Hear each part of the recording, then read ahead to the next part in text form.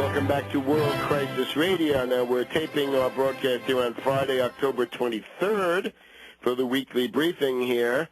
And Dow has taken a turn south, down 130 points, 1.3%, crashing back down through 10,000. The jitters are certainly there, some jitters in Asia this week as well. Has to do with the dollar. You've got this dollar-Dow trade-off going.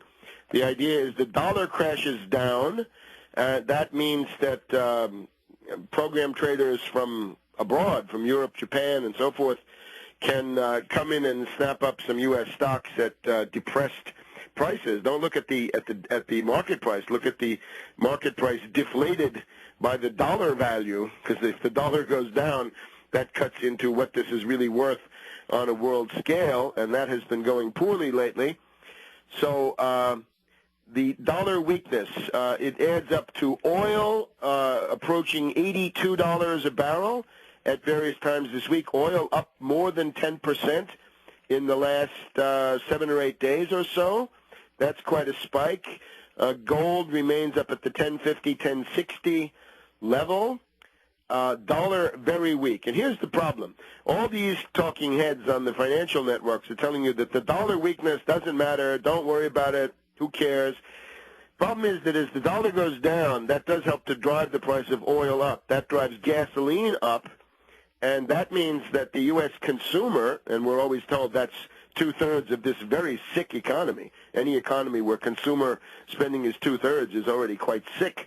Capital goods should be much bigger in a healthy economy. But since this is what we have, if you've got two-thirds of the economy based on consumer spending and the price of gasoline is now headed up, up, up, this will cut into disposable consumer income.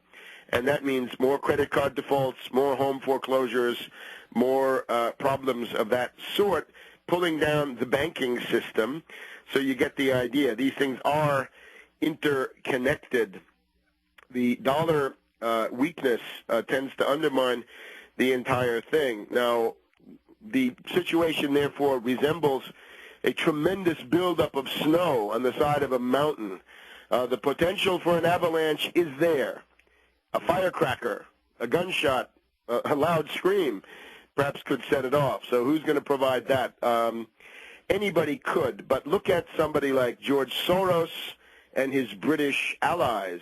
We remind you of the very interesting article by Vlad Grinkovich, RIA Novosti, 10 days ago, pointing to the Robert Fisk article in The Independent and wondering if that was a plant by George Soros and his speculator friends to get a downward pop in the dollar and make some short-term speculative profits. That, of course, is Soros's modus operandi. 1992, 33% devaluation of the pound caused by Soros leading the pack of hedge fund hyenas, and Soros essentially robbed every man, woman, and child in the British Isles of a 20-pound note.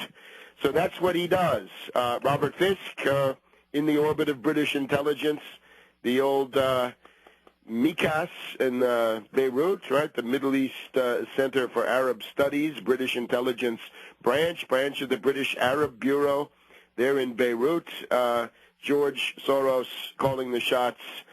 You get the picture. So look for the British to be the vandals. Look for them to attempt to precipitate the crisis.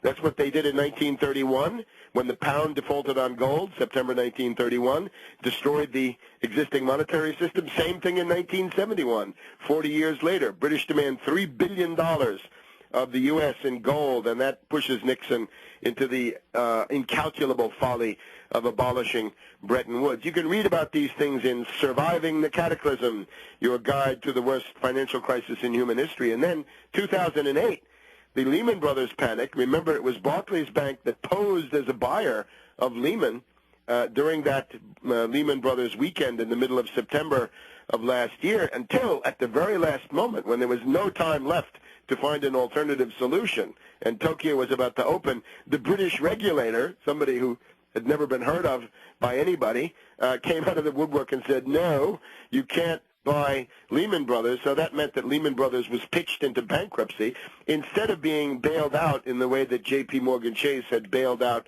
Bear Stearns back in March. So perfide Albion, always on the march. And notice that when that Robert Fisk article came out, you had all sorts of people, Al Jazeera, heavy with British intelligence, and Drudge going crazy, and some other unfortunate commentators were sucked into cheerleading for what was in effect a ploy by, most likely a ploy by hedge fund operators, hedge fund hyenas, acting in synergy with Soros or somebody like Soros.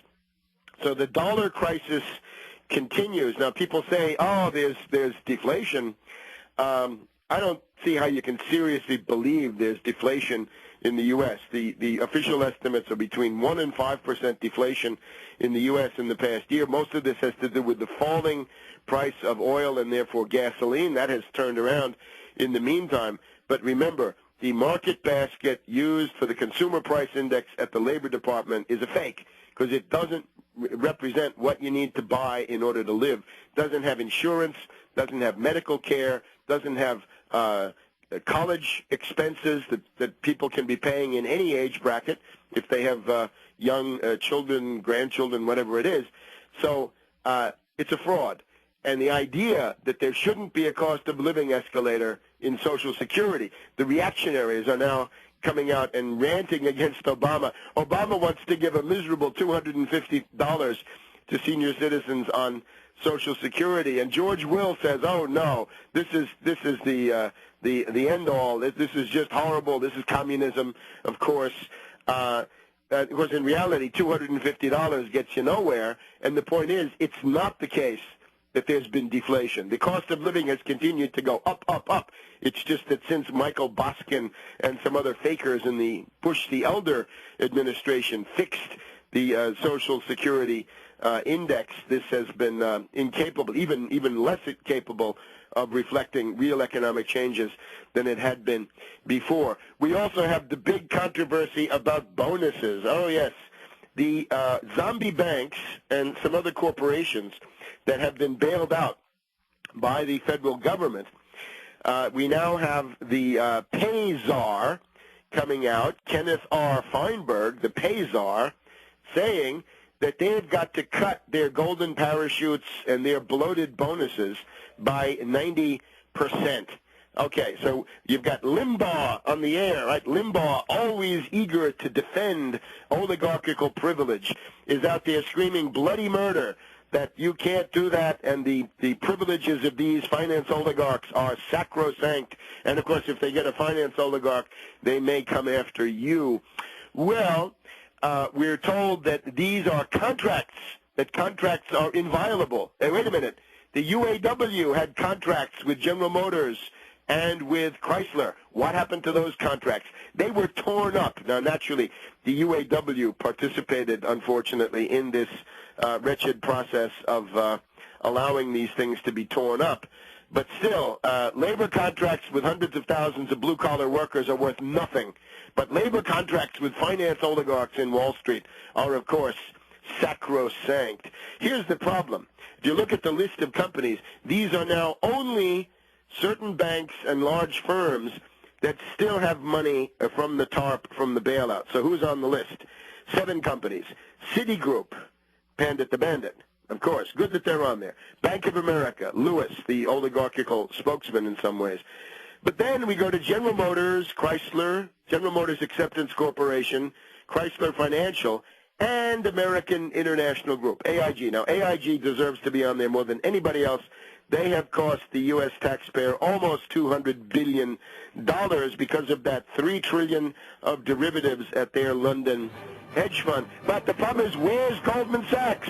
Where's J.P. Morgan? Where's Wells Fargo? Where's Bank of New York Mellon? We want all of them. Morgan Stanley, get them on the list. Cut their bonuses too. This is a half measure. It's a fig leaf. Back in a minute.